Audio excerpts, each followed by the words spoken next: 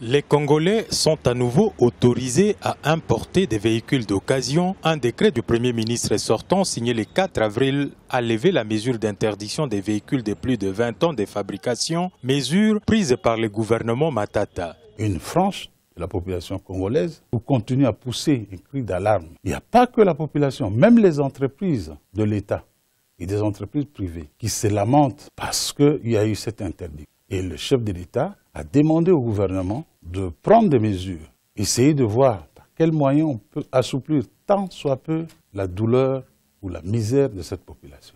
Nous sommes à Sendoué, l'un des plus importants marchés des véhicules d'occasion de la capitale. Ici, les vendeurs saluent cette mesure. Donc cela est une réjouissance parce que il faudrait que les clients se retrouvent dans toutes les bourses.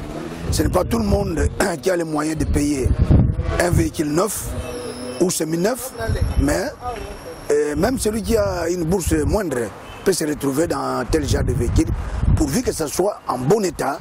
La RDC n'étant pas une poubelle où tout véhicule sans condition peut rouler sans garantie sécuritaire et respect environnemental, cette décision doit être accompagnée de mesures d'encadrement assurant le contrôle technique des véhicules importés. Tout véhicule d'occasion à importer en République démocratique du Congo doivent impérativement, je dis bien impérativement, présenter un certificat de contrôle technique du pays de provenance, délivré par une agence agréée par le gouvernement. L'interdiction d'importation des véhicules d'occasion de plus de 20 ans a ouvert l'axe d'importation des véhicules avec volant à droite en provenance d'Asie qui ont inondé la ville-province de Kinshasa, mais aussi plusieurs villes du pays. La nouvelle mesure pourrait booster l'activité dans les principaux ports du pays, notamment celui de Matadi et Boma, où tout tourne au ralenti depuis environ 4 ans.